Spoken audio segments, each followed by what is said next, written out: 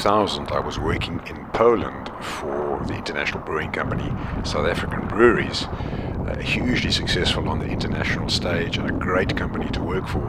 But even the best have their complete and utter failures, and this beer brand, Dog in the Fog, was one of them, which is something that I'm very sad about, as I just loved the look and feel of the brand. I'm gradually coming to accept that one of my preordained purposes in life is to be a crash test dummy for the beginner and intermediate surf skiing community. You'll note that shortly after leaving the bay, I veered left, and this happened for two reasons.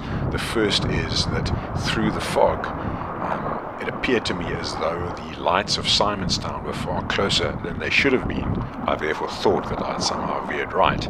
Secondly, I thought that the wind had swung around and was coming from the east, and unbeknown to me, I had turned left, and that's why I was experiencing swells across my bow rather than behind me. And accordingly, I turned further left. At one stage, whilst I was heading in an easterly direction, unknowingly, the wind picked up to above 30 knots, and I sustained continuous swells breaking over my bow to the point where I thought that I was going to have to turn right and just head straight for Simonstown with the swells behind me. So you can imagine my surprise when I first saw the lighthouse. It was somewhere between 400 and 500 meters to my right-hand side. I could clearly see it, but it hardly shows up in my GoPro footage. If you look very carefully, you can see it on a big screen. I was in fact between 1 and 1.5 kilometers to the east of the position or line that I should have been following, because one of the golden rules of a reverse is that one needs to be prepared for a westerly, such that you're in a position to head for the safety of shore, where you are protected by the hills on your right hand side.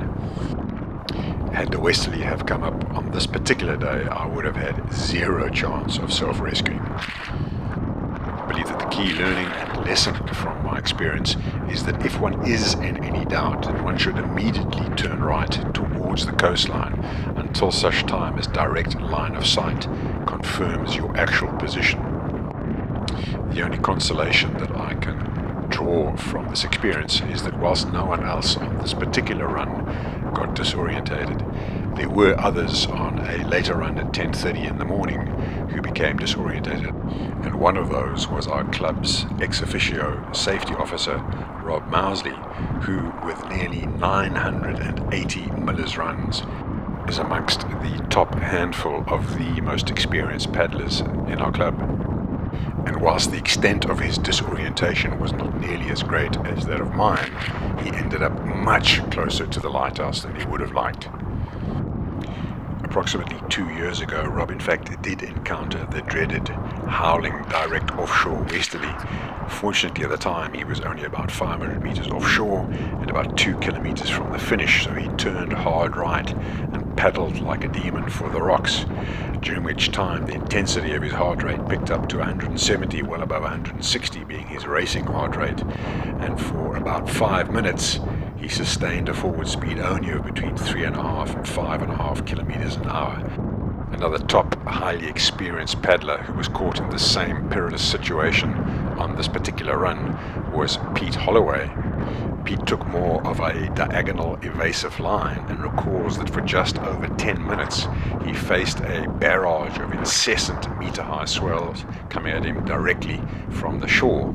He recalls thinking that had he fallen in at that stage, he sincerely doubted whether his leash would have been able to withstand the combined force of the howling gale and crashing waves. There were in fact 2 other paddlers who also got caught out by the westerly, decided to raft up, activated safe tracks, and were rescued by the NSRI.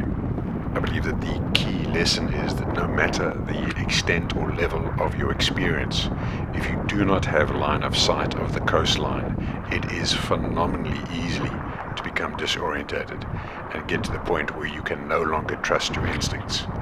In which case, the only thing that one can safely do is to turn right and head for the shore.